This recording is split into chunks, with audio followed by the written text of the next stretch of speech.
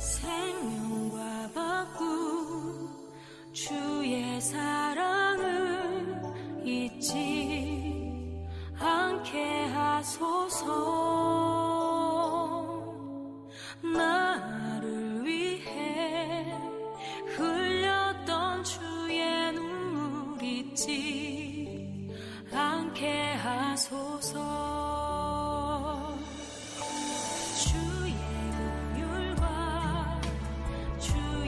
선하신 내가 묵상하오니 내 영혼 위해 베푸신 주의 은혜 잊지 않게 하소서.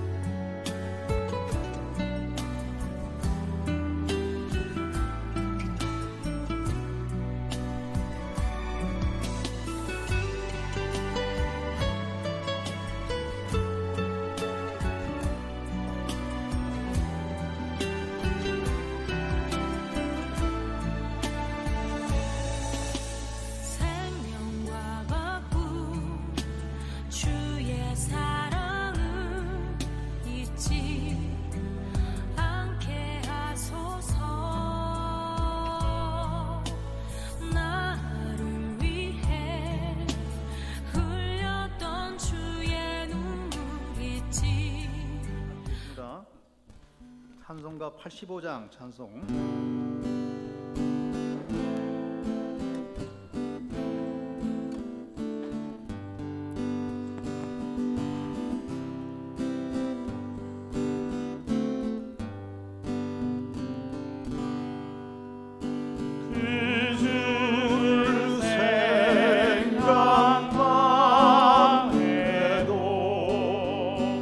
이렇게 좁어도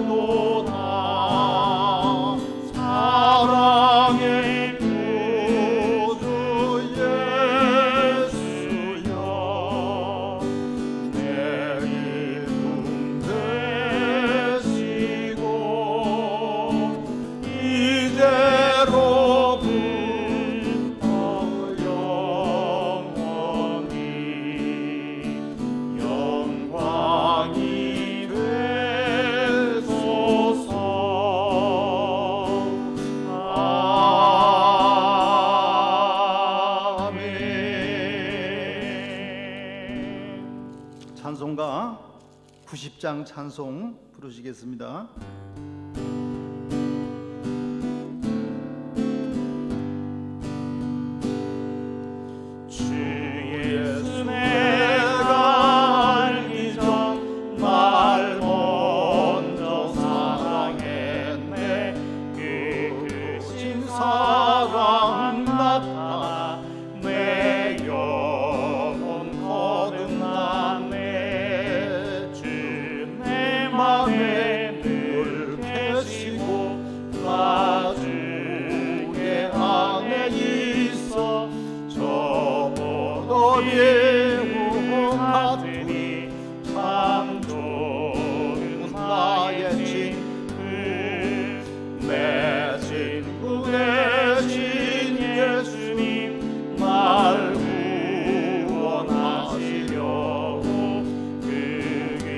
몸을 버리사 내 죄를 대속했네.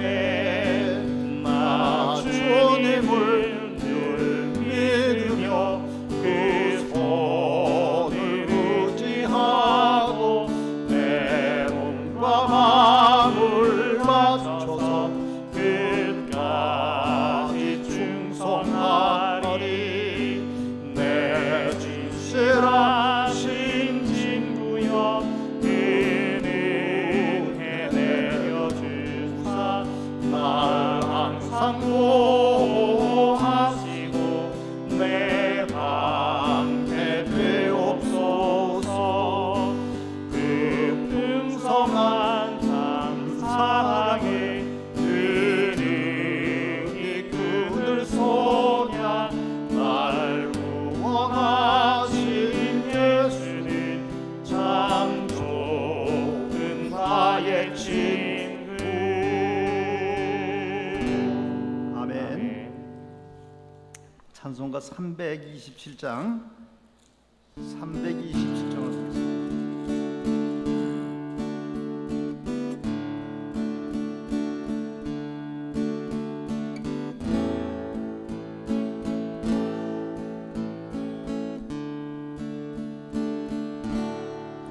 주님 주실 화평 믿음 얻기 위해 너는 정성껏 기도했나.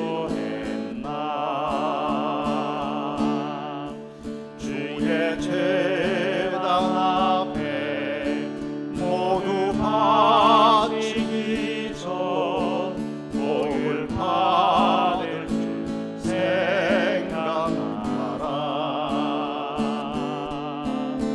주의 제단에 산제사 드린 후에 주의 마음을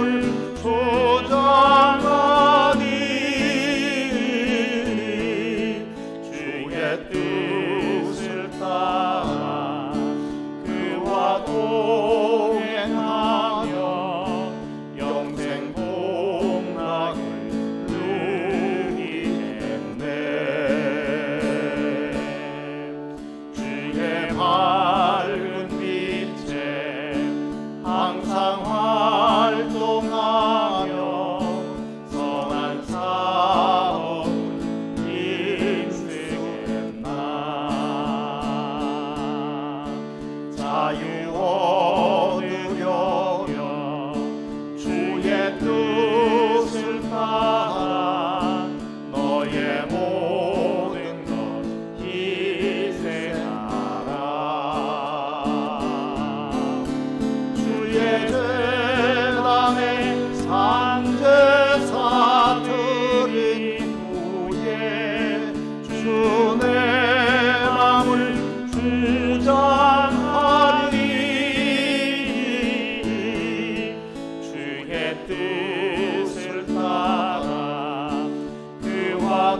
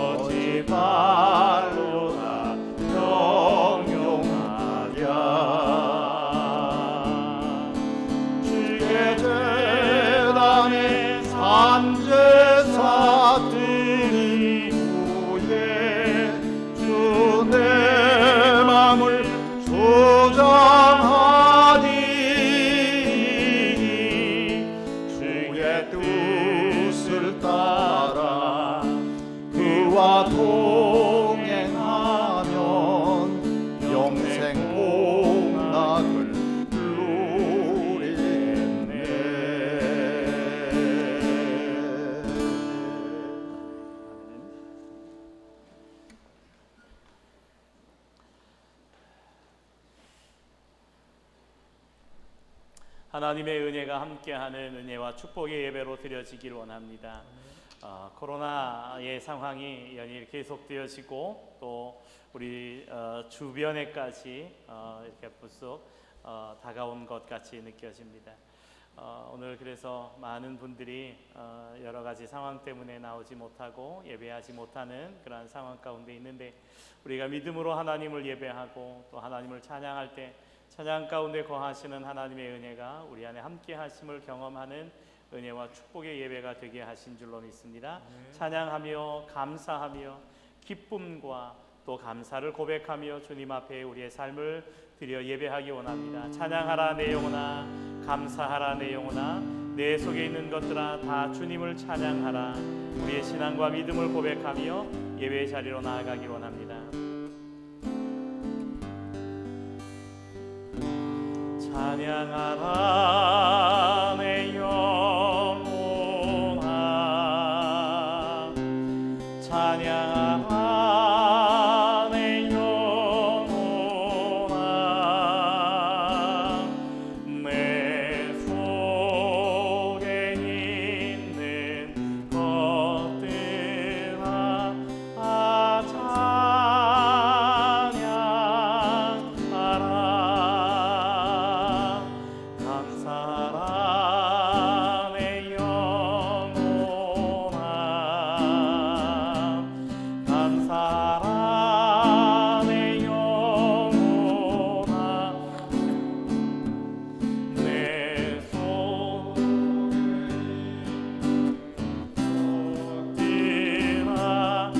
감사하라.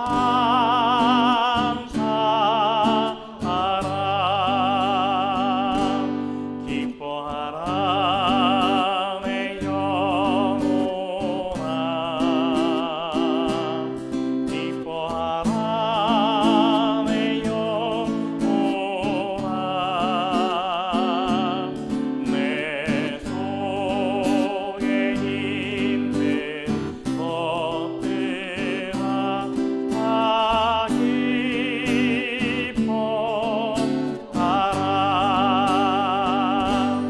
송축하라 내 영혼아, 송축하라 내 영혼아, 내 속에 있는 것들아 다 송축하라.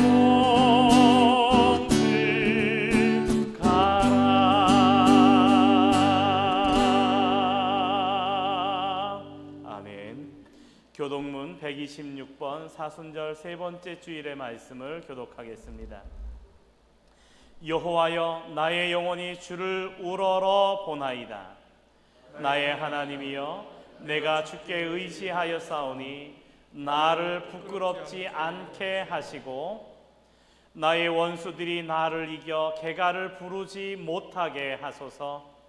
주를 바라는 자들은 수치를 당하지 아니하려니와 까닭 없이 속이는 자들은 수치를 당하리로다. 여호와여, 주의 도를 내게 보이시고 주의 길을 내게 가르치소서. 주의 진리로 나를 지도하시고 교훈하소서.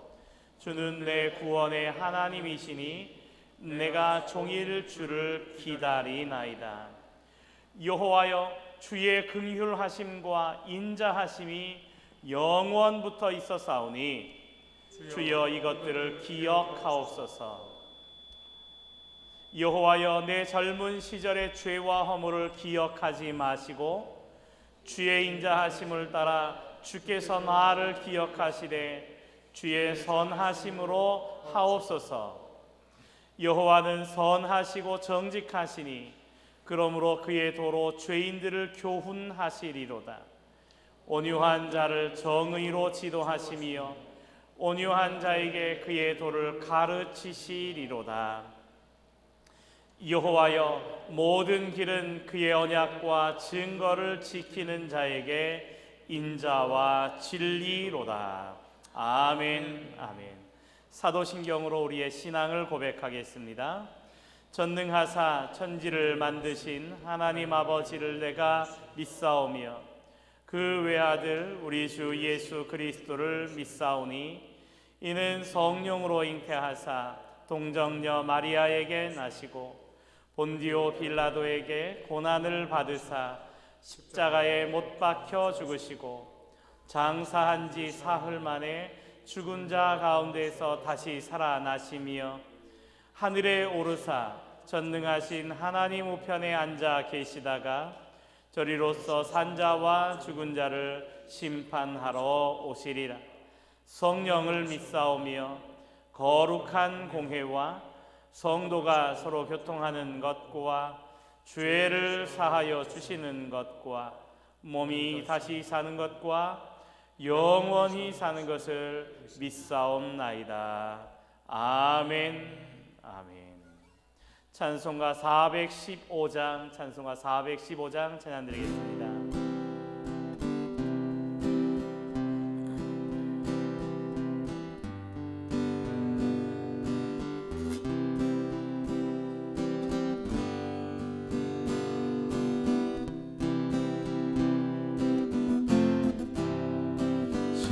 십자가 그늘 아래 맞으기 원하네. 저 햇빛이 뜨겁고 또 짐이 무거워 이 광야 같은 세상에 늘 방황할 때에 주 십자가의 그늘에 내 쉴 곳 찾았네. 내 눈을 밝히 떠서 저 십자가 볼 때 날 위해 고난 당하신 주 예수 보인다. 그 영상 볼 때 내 맘에 큰 찔림 받아서 그 사랑 감당 못하여 눈물만 흘리네. 십자가 그늘에서 나 길이 살겠네. 나 사모하는 광채는 주 얼굴뿐이라. 이 세상 나를 버려도 받으려는 없네. 내 한량 없는 영광은 십자가 뿐이라.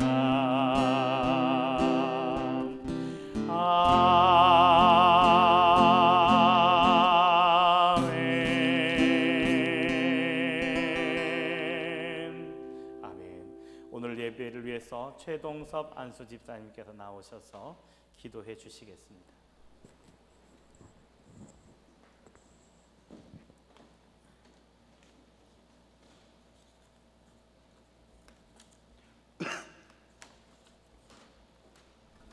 참 좋으신 아버지 하나님, 거룩한 주일을 허락하시고 찬송가 기도로 아버지 하나님께 영광 돌릴 수 있도록 인도하시니 더없는 감사와 찬양을 드립니다. 아버지 하나님, 이제 사순절이 지나고 있습니다. 온 성들이 마음과 정성을 다해 드리는 이 예배를 받아주시고 주님의 부활을 생각하며 주님의 고난이 나의 고난으로 받아들이는 신령한 예배가 되게 하여 주시옵소서.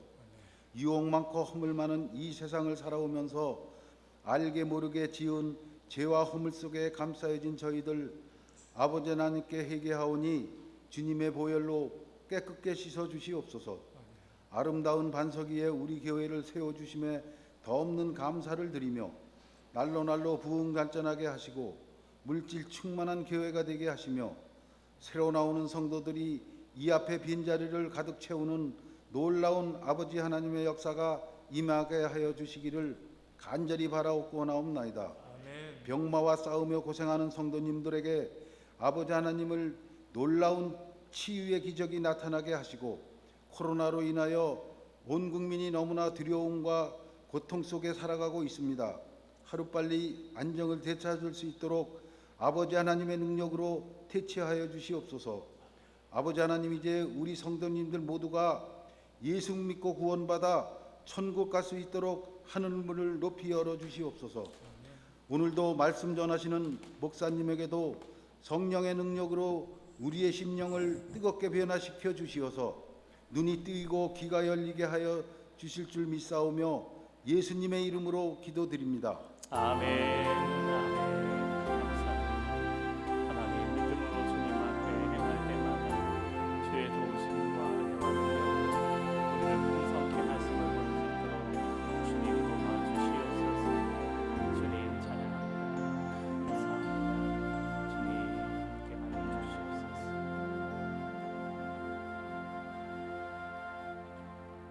믿음으로 드려진 기도가 하나님의 은혜 가운데 아름답게 응답되어짐을 믿고 감사를 드립니다. 하나님의 말씀을 봅니다. 요한복음 6장 1절부터 15절까지에 있는 말씀을 봉독하겠습니다. 요한복음 6장 1절부터 15절까지에 있는 말씀을 봉독할 때 우리에게 말씀하시는 살아계신 하나님의 음성으로 들려지고 우리 안에 깨달아지는 은혜와 축복의 말씀이 되기를 원합니다. 요한복음 6장 1절부터 15절까지에 있는 말씀을 봉독하겠습니다. 제가 봉독해 드릴 때에 우리에게 말씀하시는 살아계신 하나님의 음성으로 들려지기를 원합니다. 그 후에 예수께서 디베리아의 갈릴리 바다 건너편으로 가심에 큰 무리가 따르니 이는 병자들에게 행하시는 표적을 보았음이로라. 예수께서 산에 오르사 제자들과 함께 거기 앉으시니 마침 유대인의 명절인 유월절이 가까운지라. 예수께서 눈을 들어 큰 무리가 자기에게로 오는 것을 보시고 빌립에게 이르시되 우리가 어디서 떡을 사서 이 사람들을 먹이겠느냐 하시니 이렇게 말씀하심은 친히 어떻게 하실지를 아시고 빌립을 시험하고자 하심이라. 빌립이 대답하되 각 사람으로 조금씩 받게 할지라도 200데나리온의 떡이 부족하리이다. 제자 중 하나 곧 시몬 베드로의 형제 안드레가 예수께 여짜오되 여기 한 아이가 있어 보리떡 5개와 물고기 2마리를 가지고 있나이다. 그러나 그것이 이 많은 사람에게 얼마나 되겠사옵나이까. 예수께서 이르시되 이 사람들로 앉게 하라 하시니 그곳에 잔디가 많은지라 사람들이 앉으니 수가 5,000명쯤 되더라. 예수께서 떡을 가져 축사하신 후에 앉아있는 자들에게 나누어 주시고 물고기도 그렇게 그들의 원대로 주시니라. 그들이 배부른 후에 예수께서 제자들에게 이르시되 남은 조각을 거두고 버리는 것이 없게 하라 하심으로 이에 거두니 보리떡 5개로 먹고 남은 조각이 12바구니에 찼더라. 그 사람들이 예수께서 행하신 이 표적을 보고 말하되 이는 참으로 세상에 오실 그 선지자라 하더라.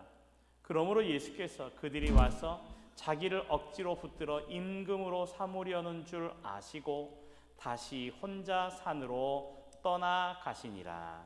아멘. 아멘. 봉헌과 은혜의 찬양으로 하나님은 너를 지키시는 자 함께 찬양드리겠습니다.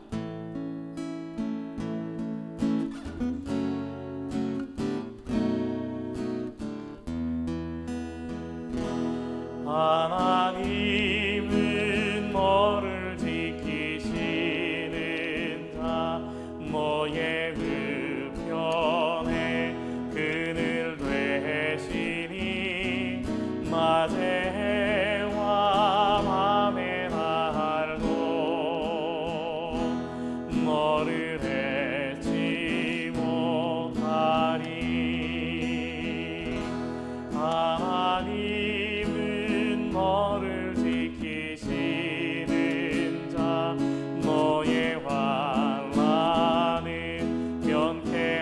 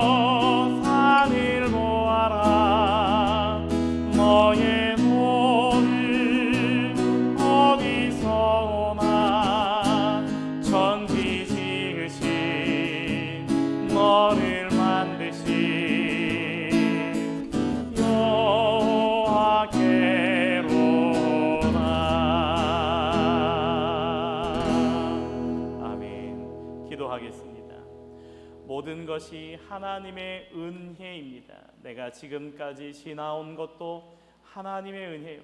이 코로나 시대를 지나가며 하나님께서 우리를 눈동자처럼 지켜주시고 보호해 주시고 은혜의 손길로 붙들어 인도해 주심을 경험하며 살아가는 것도 하나님의 은혜요.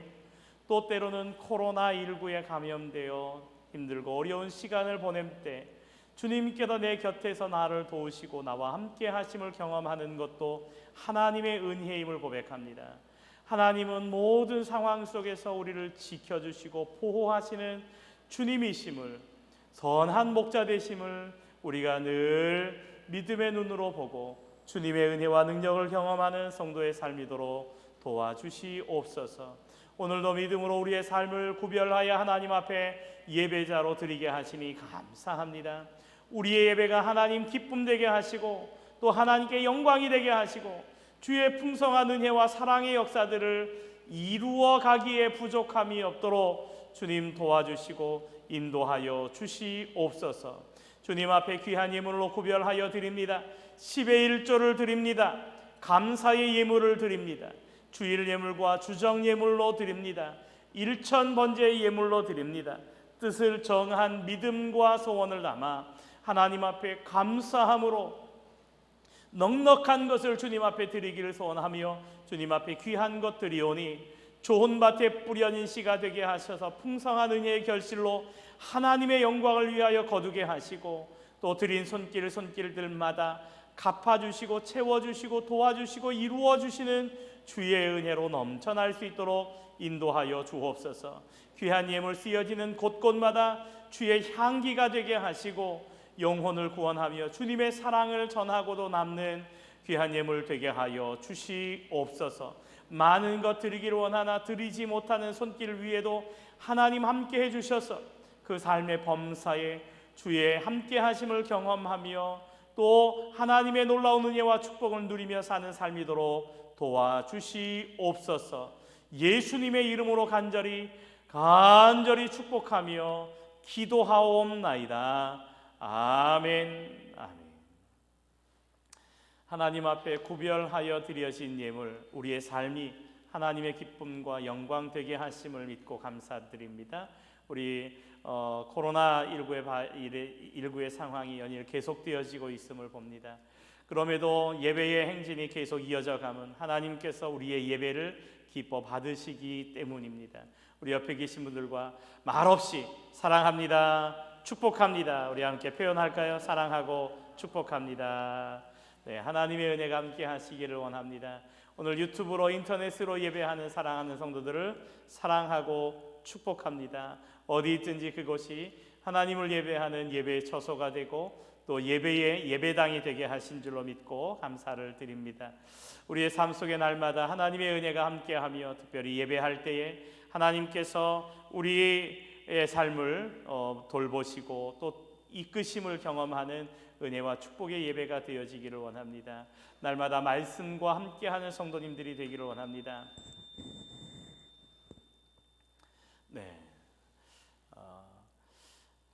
아침에 은혜로운 아침 말씀과 함께 또 이제 1년 1독 성경 통독 mp3 파일을 보내드리고 있는데요. 그 말씀을 통해서 우리가 함께 하나님의 말씀을 마음에 새기고 또 들음으로 하나님의 말씀이 우리 안에 분명하게 새겨지고 또 견고하고 흔들리지 않는 믿음이 우리 안에 싹트고 또 자라서 풍성한 은혜의 결실로 거두게 되어지기를 원합니다. 코로나19의 어려움이 계속되어지고 있습니다. 가까이 왔고 또 우리 주변에 계신 분들도 감염되었다라는 이야기를 들으면서 참 불안해하는 것 같은 생각이 듭니다. 우리가 이러한 상황 속에서도 우리를 붙드시고 도우시는 주의 은혜 안에 믿음으로 승리하며 살아갈 수 있기를 원합니다. 제가 일부 예배 때도 그런 말씀을 드렸는데요. 코로나19 바이러스의 이 상황을 보면서 참 민감하고 어떤 증상이나 현상 앞에 참 민감하다 하는 생각을 해봅니다. 콧물이 조금 나도 얘 코로나가 아니야? 또 목이 좀 칼칼하고 따끔따끔한 증상이 있으면서 이게 코로나가 아니야? 하면서 이제 그 증상에 민감한 것을 이렇게 느낍니다. 그러면서 주의하고 조심하고 뭐 하는 그런 삶의 방식을 보이는 것을 느끼는데요. 우리가 하나님의 말씀 앞에, 하나님의 뜻 앞에 그런 모습으로 살아가는 것이 참 의미 있지 않을까 하는 생각을 해봅니다. 이것이 하나님의 뜻일까? 이것이 하나님께서 원하시지 않는 모습은 아닐까? 하면서 민감하게 그 상황을, 모든 일들과 상황을 바라보면서 하나님의 뜻을 따라 살아가기로 우리가 주의하고 또 그렇게 살아가는 성도님들이 되었으면 좋겠습니다. 코로나19를 통해서 우리가 많은 불편함 가운데 있지만, 그러나 그 가운데 우리를 붙드시고 인도하시는 은혜의 손길이 있음을 고백하며 감사하는 성도님들이 있기를 주의 이름으로 부탁드립니다. 사순절 주간입니다. 예수님의 고난을 통해 우리를 향하신 주님의 사랑과 은혜를 묵상하고 감사하는 시간이 되기를 원합니다. 오늘과 다음 주일 이틀 동안 그 일일 부흥회 재직 수련회로 하기로 했는데 일단은 일주일을 연기하도록 하겠습니다. 그리고 만약 다음 주의 상황도 또 상황 봐서 또 일주일을 연기해야 될 상황도 있을 것 같아요. 우리가 그러나 사모하는 마음으로 그때를 준비하고 우리의 마음이 준비되어질 때 하나님께서 허락해 주신 그 은혜의 자리, 은혜의 시간이 우리에게 있어질 줄로 믿습니다. 우리가 함께 기도하는 마음으로 준비하고 또 마음을 같이 해주시기를 원합니다. 다음 주일은 이번 주 교회 미아 담당은 목회자 가정이 목사님의 가정에서 헌신해 주시겠습니다. 기도하겠습니다. 하나님, 주님의 말씀을 듣기를 원합니다. 그 말씀이 내게 주시는 은혜의 말씀으로 들려지고 깨달아지게 하셔서 그 말씀의 역사들을 이루어 가기에 부족함이 없도록 하나님 인도하여 주옵소서.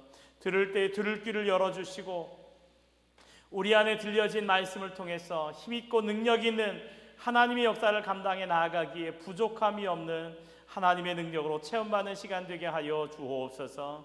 하나님, 부족한 종 단위에 세우셔서 주님의 말씀을 증거하게 하실 때 사람의 말로 전달되지 않게 하시고 하나님께서 이 말씀을 통해서 우리에게 전하고자 하시는 메시지, 표적으로 증거되어질 수 있도록 인도하여 주시옵소서. 그래서 전하는 자나 듣는 자가 함께 은혜 받게 하시고 도전받게 하시고 또한 그 말씀을 깊이 새기며 믿음으로 살아가는 말씀 되게 하여 주옵소서. 예수님의 이름으로 기도하옵나이다. 아멘. 아멘. 요한이 요한복음에 기록한 예수님의 그 기적과 또 그 표적을 통해서 예수님이 어떠한 분이신가, 예수님께서 이 땅에 오신 이유와 목적에 대하여 설명해 주심을 우리가 함께 배우면서 사순절 기간 동안 예수님께서 내게 어떠한 존재인가를 함께 나누고 또한 그 말씀을 통해서 우리가 더 깊은 주님을 우리의 구세주로 영접하고 또 믿고 소망하는 성도이기를 바라면서 함께 말씀을 나누고 있습니다. 그래서 예수님께서 표적으로 보이셨던 7가지의 일들을 통해서 우리가 함께 예수님을 만나고 경험할 길을 소망하면서 말씀을 나누고 있는데요. 첫 번째 표적은 가나라는 지역에서 혼인잔치 때 행하신 예수님의 표적, 예수님의 기적의 말씀을 통해서 함께 은혜를 나누었습니다. 잔치 자리에 빠져서는 안 돼, 없어서는 안 돼 포도주가 모자른 상황이었어요. 더 이상 기쁨의 잔치가 아니라 부족함의 잔치, 민망하고 또 아쉬움의 잔치가 될 수밖에 없었던 상황 속에 예수님께서 그곳에 계셨고 또 그 문제를 예수님 앞에 맡기고 예수님께서 말씀하신 대로 순종할 때에 물이 변하여 포도주가 되는 표적을 경험합니다. 이것을 통해서 예수님께서는 변화를 위하여 이 땅에 오셨음을 보여주셨습니다. 유대교의 전통을 따라서 그 형식적인 믿음과 삶을 살아가고 있던 백성들에게 무엇이 바른 신앙과 믿음인지, 어떻게 살아가는 것이 바른 삶을 살아가는 것인지를 보여주시고 가르쳐 주시기 위해 예수님께서는 물이 변하여 포도주가 되게 하시는 표적의 말씀을 가르쳐 주셨어요. 여러분, 물이 변해 포도주가 되게 하심처럼 우리의 인생이, 우리의 삶이 그와 같은 변화를 경험하게 하신 줄로 믿습니다. 니고데모가 예수님을 찾아왔어요. 어떻게 하나님 나라를 볼 수 있습니까? 물과 성령으로 거듭나지 않으면 안 돼. 물과 성령으로 거듭나 변화된 삶을 살아야 함을 가르쳐 주었어요. 여러분, 우리가 물과 성령으로 거듭난 변화된 그리스도인임을 우리가 드러내며 그렇게 믿음으로 주님 앞에 살아갈 수 있기를 원합니다. 두 번째, 왕의 신하의 아들의 병을 고쳐주시는 그 표적을 통해서 믿음 그 자체를 요구하시는 주님의 그 요구를 들을 수 있었습니다. 표적을 보고 믿기를 원하는 세대 속에서 도무지 표적을 보지 않고는 믿지 않는구나, 가라 내 아들이 살아났다 하고 말씀하실 때 그 왕의 신하는 예수님의 말씀을 믿고 갑니다. 예수님의 말씀을 믿고 집으로 내려가다가 그 아들의 병이 나았다라는 소식을 듣습니다. 언제쯤인가 가늠해보니 예수님께서 말씀하셨던 때였음을 알고, 예수님의 말씀이 참이었구나. 기적을 보고 믿는 것이 아니라 믿어보니 주님께서 행하시는 기적을 경험하게 되는 믿음의 전제 되어져야 할 인생을 우리에게 살아가라고 말씀하고 계시는 그 말씀, 주님께서 우리에게 그와 같은 은혜를 허락해 주고 계심을 깨닫게 하셨습니다. 또한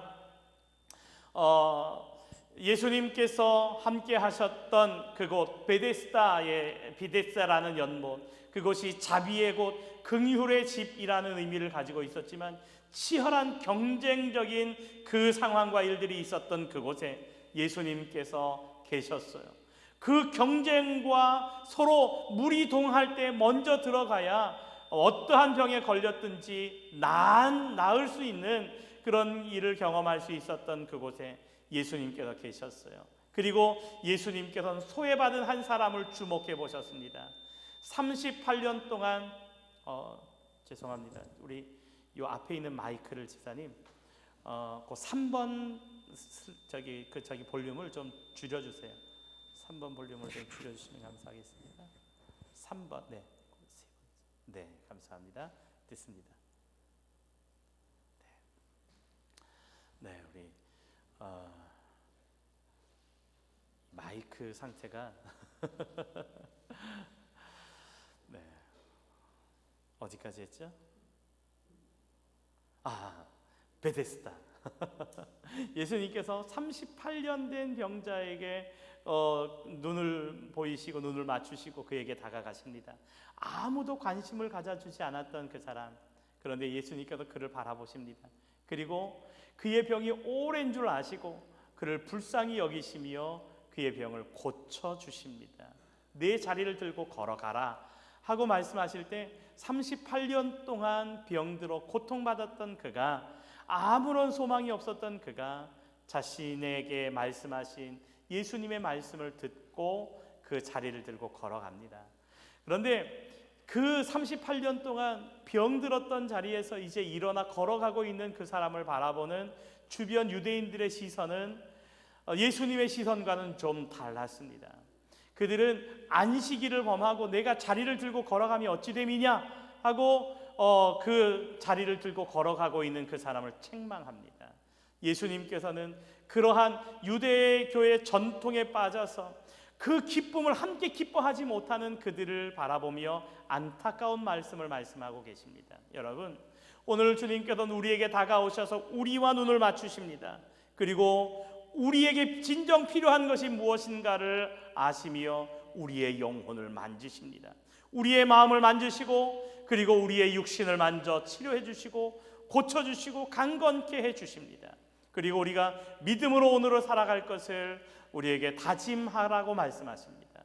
오늘 우리가 믿음으로 살아서 주님의 뜻을 따라 오늘도 주님 앞에 믿음으로 순종하며 우리의 마음을 만지시고 우리의 연약한 육신을 고쳐주시는 주의 은혜 앞에 믿음으로 서는 성도님들이기를 주님의 이름으로 부탁드립니다. 그렇게 주님께서 놀라운 능력과 역사를 행하시며 많은 사람들에게 예수님 자신을 계시하십니다. 그러면서 오늘 말씀 속에는 물고기 2마리와 보리떡 5개를 가지고 5,000명을 먹이시는 기적을 행하십니다. 놀라운 일 아닙니까?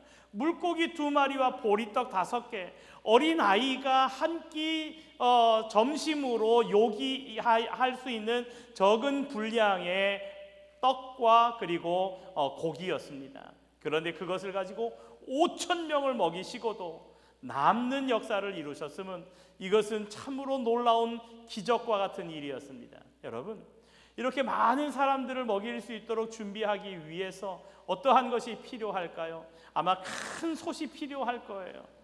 이만큼 큰 솥이 필요하면 될까요? 이 솥이 얼마 전까지 우리나라에서 가장 큰 솥이었답니다. 그런데 이거보다 더 큰 솥이 조금 있다가 나오는데요. 이것은 포항 호미곶이라는 곳에 해맞이, 그 새해 해맞이 하기 위하여 몰려든 많은 사람들에게 떡국을 끓여서 나누어 주기 위해서 만든 솥이래요.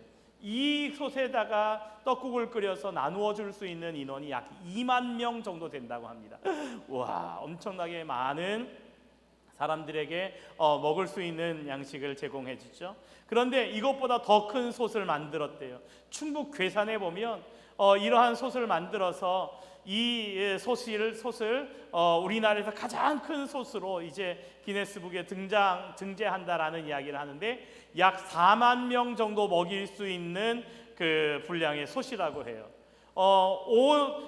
약 5억 원의 돈을 들여서 이렇게 솥을 만들었는데 쌀 50가마로 밥을 지을 수 있다고 합니다. 둘레가 17m 정도 되는 큰 솥인데 이곳에서 밥을 지어서 약 4만 명 정도에게 먹일 수 있는 그러한 커다란 솥이라고 합니다. 그런데 이곳에 이제 쌀을 씻어서 밥을 하는데 밥을 열심히 했어요.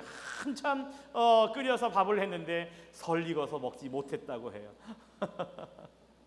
참 그 많은 사람들에게 이렇게 먹을 것을 공급하기 위해서 이것은 어떤 이벤트를 위해서 만들었는데 참 많은 사람들이 5억 원이나 들여서 이벤트 한 번만 이런 이벤트를 할 것을 만들었는가 하면서 좀 그 예산의 낭비적인 그 모습이다라고 이야기하기도 한다는데 어찌 됐든 많은 사람들을 한꺼번에 먹인다는 것은 그리 쉬운 일은 아니라는 것입니다. 여러분, 그런데 예수님께서는 5,000명을 먹이셨어요. 실제로 그 먹이신 인원은 장정만 5,000명이지 실제로 그 자리에 모여 있었던 사람들은 훨씬 더 많은 인원이었을 것이다 라고 추정을 합니다. 어린아이와 여인들이 그 헤아리는 숫자에서 빠졌기 때문에 그렇습니다. 예수님께서 행하신 그 기적을 통해서 예수님이 누구이신지, 그리고 예수님께서 무엇을 어떠한 모습으로 이 땅에 오셨는지, 무엇을 보이시기 위하여 이 땅에 오셨는지를 말씀하며 가르쳐주고 계십니다. 여러분, 오늘 이 말씀의 의미가 우리 안에 분명하게 깨달아지고 또한 이 말씀이 우리에게 말씀하고 깨닫게 하시는 그 귀한 은혜를 우리 안에 새기며 믿음으로 살아가기로 결단하고 다짐하는 저와 여러분들이 다 되어질 수 있기를 주님의 이름으로 부탁드립니다.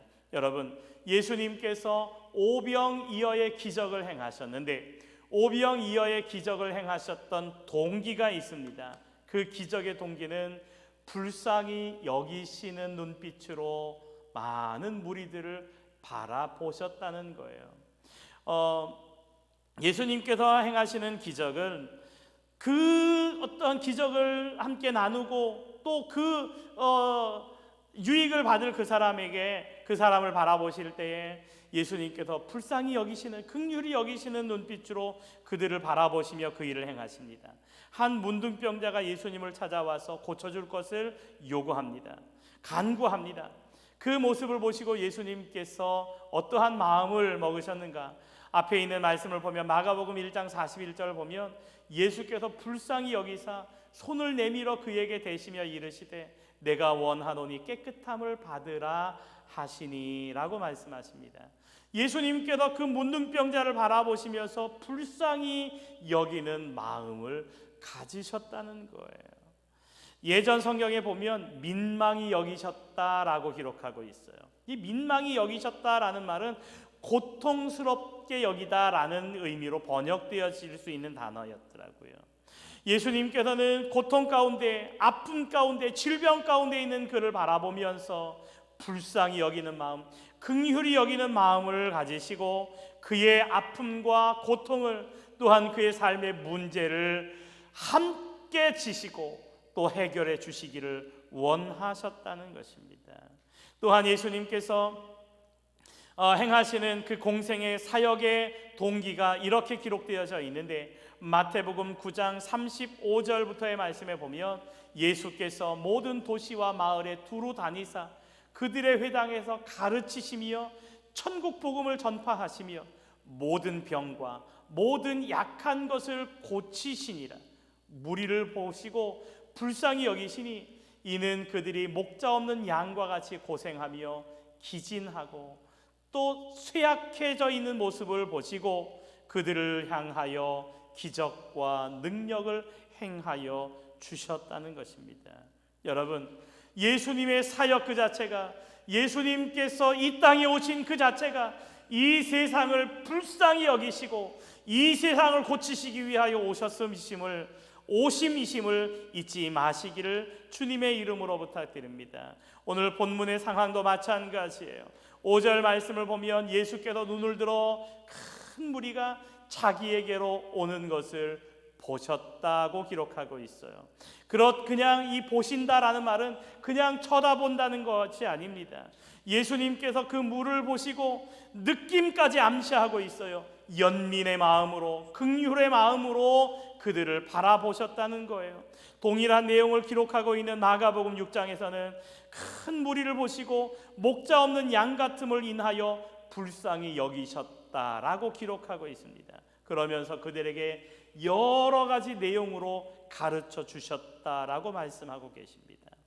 그들을 바라보시면서 불쌍히 여기는 마음, 긍휼히 여기는 마음으로 그들을 바라보시고 그들을 가르치시고 때가 저물어 그들의 배가 고파하는 모습을 바라보시면서 예수님께서는 그들의 필요를 채워주시기를 원하셨다는 것입니다. 여러분, 주님의 기적을 소망하십니까? 주님께서 우리에게 함께하여 주셔서 우리를 통하여 하나님의 역사를, 하나님의 뜻을 이루기를 원하십니까? 주님 앞에 주님께서 긍휼히 여기실 수 있도록 우리의 삶을 주님 앞에 내어놓는 성도님들이 되시기를 주님의 이름으로 부탁드립니다. 아니, 하나님은, 예수님은 이미 우리를 바라보시면서 긍휼히 여기시는 눈빛으로 우리를 바라보고 계실 수 있습니다. 그 주님을 믿고 주님 앞에 겸손히 나아가는 성도들이 되어야 할 것입니다. 여러분, 성경에 보면 히스기야라는 왕이 있어요. 수요일 날 이제 우리가 열왕기서의 말씀을 읽으면서 히스기야 왕의 이야기까지 이제 나누고 오는 수요일에도 히스기야에 대한 이야기를 함께 나누려고 준비하고 있는데요. 이 히스기야라는 사람이 종교 개혁을 단행합니다. 그 아버지 때에 그 하나님의 뜻을 거역하고 거부하며 우상 숭배했던 모든 우상들을 다 파해버립니다. 그리고 이스라엘 지역 곳곳에 남아있던 산당들을 모두 부셔버립니다. 그리고 성전을 다시 수리하고 하나님 앞에 그 신앙과 믿음을 회복할 것을 다짐하고 고백하며 백성들을 하나님 앞으로 모읍니다. 그렇게 하나님의 뜻을 행한 히스기야 왕, 그런데 어느 날 그가 병들었습니다. 병들었기에 그의 질병의 증세가 심하고 또 극심함을 보고 이사야 선지자를 불러요. 이사야 선지자가 그에게 전하는 말이 당신이 병들어 죽습니다. 결코 살지 못할 것입니다 라고 말씀하시는 하나님의 말씀을 들어요. 청천벽력과도 같은 말이잖아요. 앞으로 해야 할 일도 많고, 그리고 아수르의 공격과 방해가 이스라엘을 이미 침략하고 또 남유다를 향한 그 침략의 공세가 극심한 때에 그가 병들어 죽게 되었다니, 하나님의 뜻대로 행하였던 그가 얼마나 낙심하고 절망했을까요? 그는 그 이야기를 듣고 절망하고 포기하지 않았어요. 낙심하지 않았어요.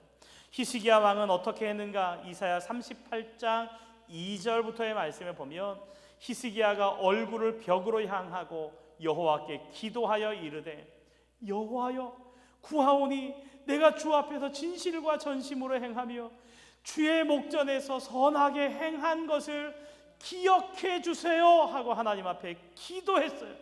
히스기야가 심히 통곡했대요. 간절히 기도했대요. 그런데 하나님께서 그런 히스기야를 불쌍히 여기셨어요. 그리고 그의 생명을 15년이나 연장시켜 주셨습니다. 그 이후에 사는 15년의 시간은 덤으로 사는 시간, 은혜로 사는 시간, 하나님의 긍휼로 사는 시간임을 깨닫고 그는 감사했어요. 여러분, 오늘 이 히스기야의 마음처럼 그의 얼굴을 벽으로 향하고 여호와께 간절히 기도했던 것처럼 우리가 주님 앞에, 주님께서 우리를 긍휼히 여기실 수 있도록 주님 앞에 겸손히 나아가는 우리 모든 성도님들이 다 되어질 수 있기를 주님의 이름으로 부탁드립니다. 그리고 예수님께서는 긍휼히 여기시는 그 시선으로 무리들을 바라보시며 그 무리들을 위하여 무엇을 해주실까 하여 제자들을 바라보십니다. 그리고 제자들의 연약한 그 믿음과 신앙을 훈련시키기를 소망하시며 제자에게 묻습니다. 먼저 그 제자 가운데 빌립이라는 제자에게 묻습니다. 빌립에게 물으시기를 예수님께서 우리가 어디서 떡을 사서 이 사람들에게 먹게 할 수 있겠느냐 하고 물어요. 이 사람들에게 먹을 것을 좀 주었으면 좋겠는데 어떻게 하면 좋겠니? 하고 빌립에게 물었던 거예요. 그때 빌립에게 이렇게 말씀하셨던 이유는 빌립이 어떻게 하실 줄 아시고 빌립을 시험하고자 하심이더라 하고 기록하고 있어요. 빌립을 시험하시고자 하는 의도를 가지시고 예수님께서 그렇게 물으셨다는 거예요. 자, 이 질문을 만약 여러분들에게 하였다면 여러분들은 뭐라고 대답하시겠습니까? 빌립은 이렇게 대답했어요. 예수님, 제가 얼추 이 사람들의 인원을 헤아려 보니 꽤 많은 인원, 5,000명에서 한 10,000명 정도 되어지는 인원인데 이 사람들에게 떡을 조금씩 나누어 준다 하여도 200데나리온의 돈이 필요할 줄로 생각됩니다. 그런데 그 돈이 있다 한들 어디서 이 사람들에게 먹일 수 있는 분량의 떡을 살 수 있겠습니까? 하고 대답해요. 200데나리온을 가지고도 이 사람들 먹일 수 있는 떡을 사기에 부족합니다. 영어 성경에 보니까요, 영어 성경에서는 한 입만 먹을 수 있는 분량을 그들에게 제공해도 라고 기록되어져 있어요. 여러분, 한 입씩만 먹어도 200데나리온이라는 돈을 들여서 떡을 사도 부족할 판입니다 하고 대답합니다. 200데나리온이라는 돈은요, 1데나리온은 한 사람의 인부가 하루 일해서 벌을 수 있는 일당 정도 되는 분량이에요. 그러니까 한 사람이 약 8개월, 7개월에서 8개월 정도 일한 그 돈을 가지고 떡을 사도 부족할 것입니다 하고 대답하고 있는 거예요. 어찌 보면 참 지혜롭잖아요. 예수님께서 그렇게 질문을 하였을 때 빌립은 거침없이 대답합니다. 예수님, 그렇게 해도 부족합니다. 이렇게 하면 이렇게 이 정도 필요한데 그 정도 가지고 또 부족할 것 같습니다 하고 대답해요. 어찌 보면 합리적이고 빠른 계산이 그의 지혜로움을 상징하는 듯하지 않습니까? 여러분, 그런데 예수님께서는 그 대답을 기뻐하지 않으셨어요. 자신의 생각의 한계를 뛰어넘는 믿음의 고백을 고백하기를 원하셨는데 이 빌립은 그렇게 묻는 물음이 자신의 지식과 자신의 지혜를 시험하고자 하는 것인 줄로 생각되어졌지만 예수님의 질문의 의도는 그의 믿음을 시험하기 위한 것이었는데 그는 통과하지 못했어요. 여러분, 우리는 때로는 우리의 지식을 자랑합니다. 우리가 가지고 있는 능력을 자랑합니다. 내가 이만큼 할 수 있고 내가 이만큼 알고 있어. 내가 그리고 이러한 일도 할 수 있다라고 생각하면서 그것을 자랑으로 여기고 그것 가지고 우리의 어깨가 으쓱일 때도 있습니다. 그런데 하나님은 우리의 지혜와 우리의 지식과 우리의 능력의 한계를 뛰어넘는 믿음의 사람이 되기를 원하고 계십니다. 얼마 전에 이어령 선생님께서 돌아가셨다라는 뉴스를 듣습니다. 우리나라에서 참 그 지성인 가운데 손꼽히는 그 이어령 선생님, 그 이어령 선생님께서 정말 그 많은 사람들에게 지혜로운 말씀을 전하고 또 삶의 방향을 전하는 그 가르침을 주셨던 선생님으로 알려져 있어요. 저도 이어령 선생님의 많은 책과 글들을 보면서 도전을 받기도 하고 깨달음을 얻었어요.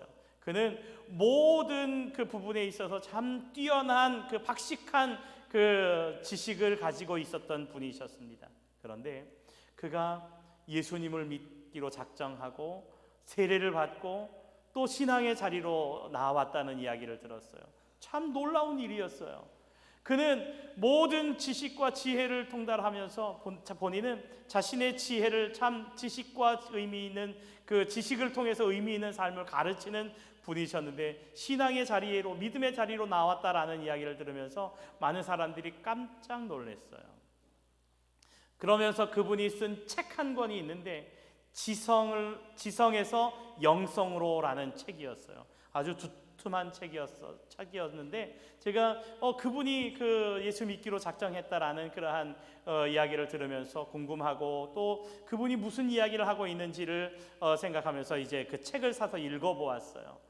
그곳에 많은 그 본인이 깨닫고 이전에 세상 속에서 교회를 바라보았던 시선과 교회 안에 들어와서 교회를 바라보고 하나님을 바라보는 시선의 차이를 그는 아주 의미 있게 기록하고 있더라고요. 그런데 그곳에서 이러한 내용의 글이 참 제 마음을 흔들었어요. 많은 사람들이 이어령 선생님에게 묻기를, 선생님 왜 지성을 버리고 영성의 자리로 나아가셨습니까? 왜 지성을 버리고 신앙의 자리로 나아가셨어요? 하고 물었다는 거예요. 그때 이어령 선생님께서는 이렇게 대답했다고 합니다. 내가 지성을 버리고 신앙의 자리로 나아간 것이 아니라 지성을 뛰어넘어 더 큰 지혜의 자리, 영성의 자리로 나아간 거야. 그래서 지성에서 영성으로 라는 책의 제목을 적어놨다는 거예요. 그분의 그 이야기를 들으면서 참 의미 있는 그 가르침임을 깨달았어요. 여러분, 우리가 우리의 지식과 우리의 지식의 한계, 지혜의 한계에 갇혀서 우리는 더 큰 하나님을 향한 그 신앙과 믿음의 자리로 나아가지 못하는 경우가 너무나 많이 있다는 거예요. 주님은 우리에게 말씀하십니다. 우리의 지식과 지혜의 한계, 능력의 한계를 벗어나 주님을 향한 신앙과 믿음의 자리로 나아가라고 우리에게 말씀하고 계십니다. 여러분, 오늘 우리가 그렇게 믿음의 자리로 나아가는 저와 여러분들이 되시기를 주님의 이름으로 부탁드립니다. 그때 예수님께 나온 한 제자가 있었어요. 안드레라는 제자인데 이 안드레라는 제자가 예수님의 앞에 나오면서 그의 손에 들려진 아주 작은 양의 그 식량을 내놓습니다. 그것은 보리떡 5개와 물고기 2마리. 한 아이가 그것을 가지고 나와 예수님 앞에 드리고자 했던 그것을 가지고 예수님께 드립니다. 예수님, 여기 보리떡 5개와 물고기 2마리를 가지고 왔습니다. 그런데 이것 가지고 이 많은 사람들에게 도움이 될까요? 하는 의지를 가지고 예수님 앞에 가지고 나와 묻습니다. 그때 예수님께서는 그것을 받으시고 축사하십니다. 기도하십니다. 감사함으로 기도하셨고 주님의 은혜가, 주님의 능력이 함께 하시기를 위하여 기도하셨어요. 안드레는 이 작은 것 가지고 무언가 할 수 있습니까? 할 수 있을까요? 하고 물으며 가지고 왔지만 이 안드레는 주님 손에 들려질 때 이 작은 것일지라도 큰 능력과 역사를 이룰 수 있을 것이다 라는 기대와 믿음을 가지고 예수님 앞에 드렸던 것이었습니다. 여러분, 이 안드레의 믿음은 겨자씨와 같은 믿음이었을 것입니다. 너희의 믿음이 겨자씨만큼만 있으면 이 산을 명하여 저리로 옮겨지라 하여도 그렇게 되어질 것이다. 너희가 못할 것이 없을 것이다 라고 말씀하신 주님의 말씀을 믿고 보리떡 5개와 물고기 2마리를 가지고 예수님 앞으로 나아왔다는 것이죠. 그 어린아이의 믿음과 그것을 가지고 주님 앞에 나아왔던 안드레의 믿음을 귀하게 보셨습니다. 여러분, 오늘 저와 여러분들에게도 이러한 믿음이 있기를 주님의 이름으로 부탁드립니다. 그럴 때 놀라운 은혜의 역사를, 기적을 경험하고 체험할 수 있음을 잊지 마시기를 주님의 이름으로 부탁드리겠습니다. 여러분, 예수님께서 행하시는 그 기적을 보고 많은 사람들이 예수님을 자신의 지도자로 세우기를 원하며 예수님의 뒤를 따릅니다. 아마 그들의 생각 속에는 이런 생각이 있었을 것 같아요. 예수님께서 이 5,000명, 아니 10,000명, 15,000명이나 되는 이 많은 사람들을 물고기 2마리와 보리떡 5개를 가지고 먹이셨어. 우와! 그렇다면 더 이상 밥을 하지 않아도 되겠다, 이런 생각을 가지고 있지 않았을까요? 예수님만 따라다니면 우리가 배 굶을 일은 없을 거야 라고 생각하면서 예수님을 따랐던 것 같아요. 예수님께서 그들을 바라보시면서 이렇게 말씀하십니다. 내가 진실로 진실로 너희에게 이르노니 너희가 나를 찾는 것, 표적을 보고 예수님을 믿고 따르려는 것이 아니라 떡을 먹고 배부른 까닭이 아니냐. 썩을 양식을 위하여 일하지 말고 영생하도록 있는 양식을 위하여 하라. 이 양식은 인자가 너희에게 주는데 인자는 아버지 하나님께서 인치신 자다라고 말씀하십니다. 아버지 하나님께서 인치신 자, 바로 예수님 자신을 가리켜 말씀하신 것이에요.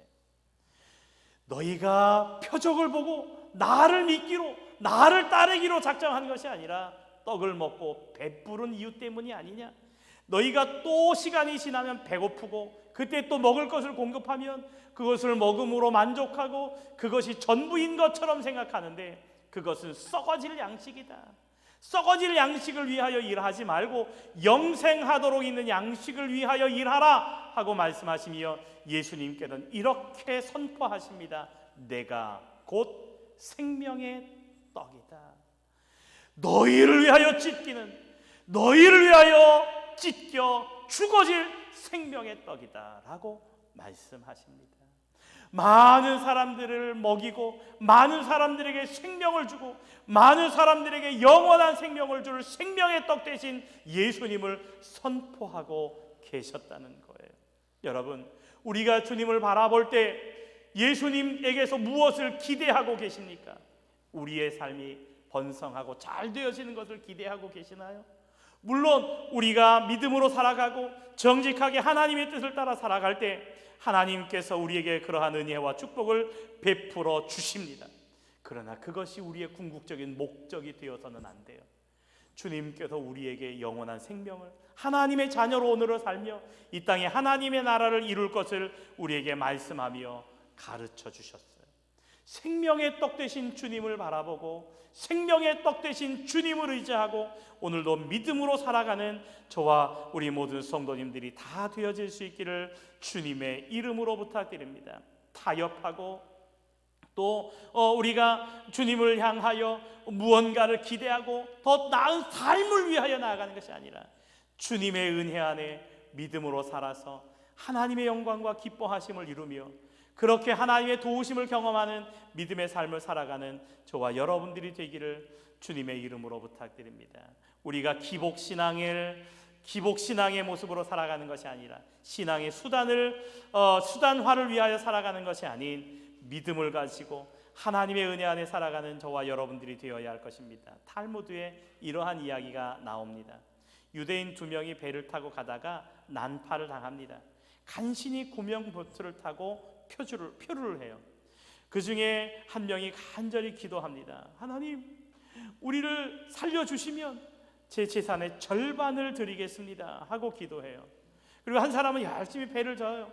그런데 여전히 풍랑이 거세고 그들의 생명에 위협을 느낍니다. 다시 기도해요. 하나님, 그러면 제가 3분의 2를 드리겠습니다 하고 기도해요. 그래도 응답이 없습니다. 밤새 기도했는데도 그대로입니다. 아침이 되어서 다시 기도해요.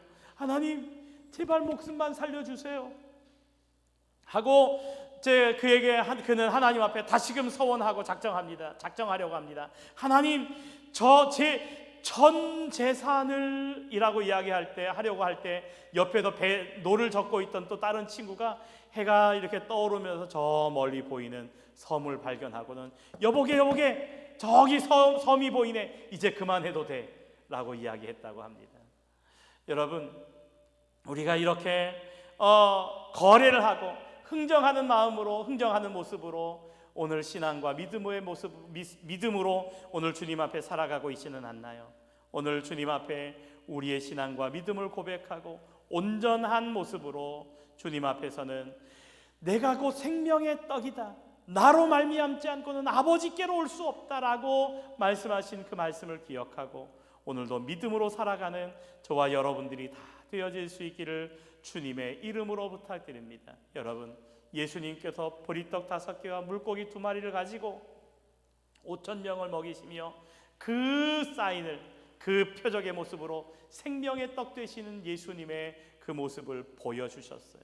오늘 생명의 떡 되신 주님을 우리가 믿고 주님의 은혜 안에 믿음으로 살아가는 저와 여러분들이 되기를 주님의 이름으로 부탁드립니다. 이 말씀을 우리가 생각하면서 우리를 위하여 이 땅에 오신 주님, 십자가에 달려 죽으시며 몸을 찢으시고 우리를 위하여 대속물로 주신 주님, 피를 쏟으시며 우리의 죄를 사하시는 그 보혈을 흘리신 주님을 기억하고 그에 감사하며 우리 함께 찬양하기 원합니다. 예수 안에 생명이 있네. 우리를 위하여 이 땅에 오신 주님을 우리가 묵상하며 찬양하기 원합니다.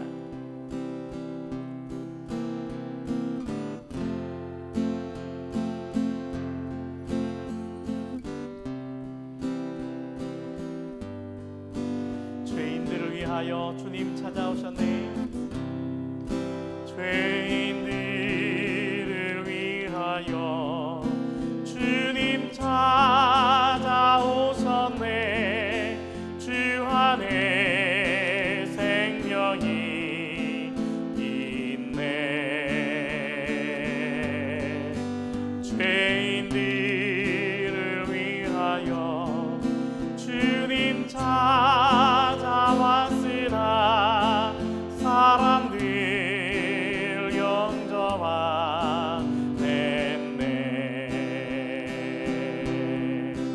예수 안에 생명이 있네. 주님이 빛이 되시네. 예수 안에 생명이 있네. 예수 안에 생명이 있네. 주님이 빛이 되시네. 주님 영접하는 자 하나님의 자녀요. 주 안에 생명이 있네. 주님 앞에 오시오. 어서 빨리 오시오. 주 안에 생명이 있네. 아멘. 예수 안에 생명이 있네. 주님이 빛이 되시네.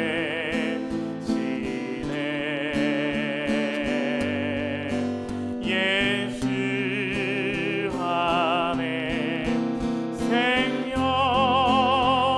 있네. 주님이 빛이 되시네.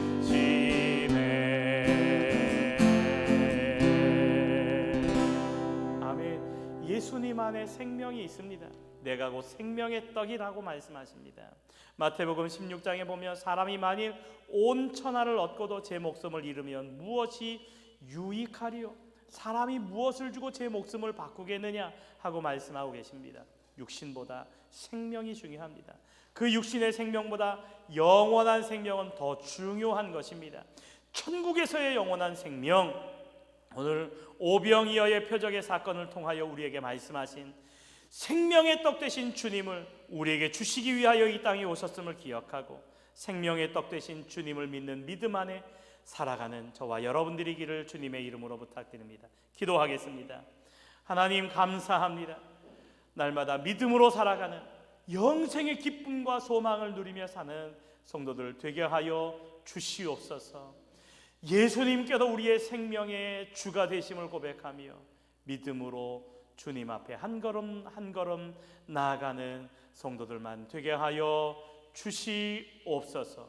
오늘도 하나님의 은혜가 우리 안에 함께 하심을 감사드리며 이제는 우리 주 예수 그리스도의 은혜와 하나님 아버지의 무한하신 사랑하심과 성령님의 위로교통대주 충만케 하시는 은혜가 주의 말씀을 의지하여 생명의 떡 되신 주님을 믿으며 영생의 소망과 천국의 기쁨을 누리며 이 땅에 하나님의 나라를 이루며 살아가기 원하는 사랑하는 성도들 머리 위에 가정과 행하는 모든 일들 위에 나라와 민족과 주의 몸된 교회 위에 이제로부터 영원토록 함께 하옵시기를 간절히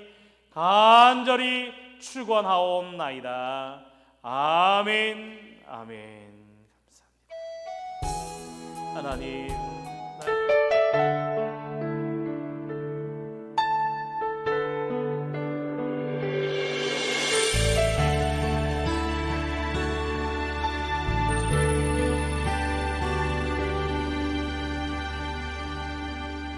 주 사랑이 나를 숨쉬게 해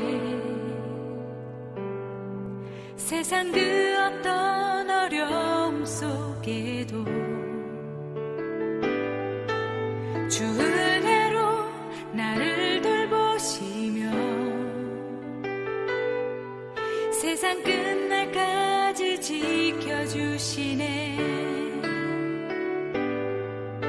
주 사랑이 나를 이끄시네. 내가 갈 수 없는 그곳으로 주의 사랑 나를 붙드시며 세상 끝날까지 인도하시네. 주님만이 내 아픔 아시며 주님만이 내 맘 어루만지네. 어느 누구도 나를 향하시 주님의 사랑을 끊을 수 없네. 주님만이 내 능력이시며 주님만이 나의 구원이시네. 어느 누구도 나를 향하시 주님의 사랑을 끊을 수 없네. 주 사랑이 나를 숨쉬게 해 세상 그 어떤 어려움 속에도 주 은혜로 나를 돌보시며 세상 끝날까지 지켜주시네. 주 사랑이 나를 이끄시네. 내가 갈 수 없는 그곳으로 주의 사랑 나를 붙드시며 세상 끝날까지 인도하시네. 주님만이 내 아픔 아시며 주님만이 내 맘 어루만지네. 어느 누구도 나를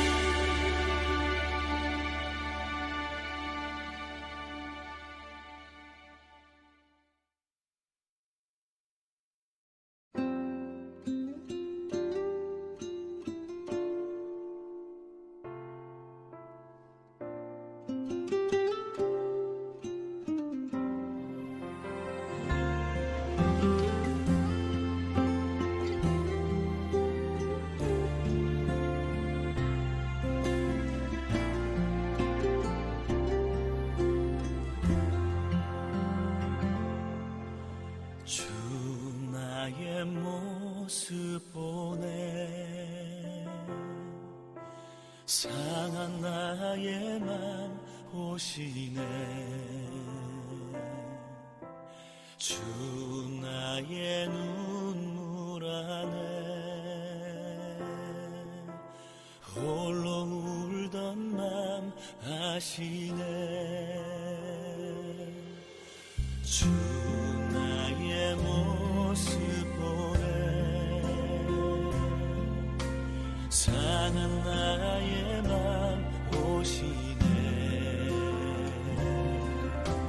주 나의 눈물 안에 홀로 울던 맘 아시네. 세상 소망 다 사라져가도 주의 사랑은 끝이 없으니 살아가는 이 모든 순간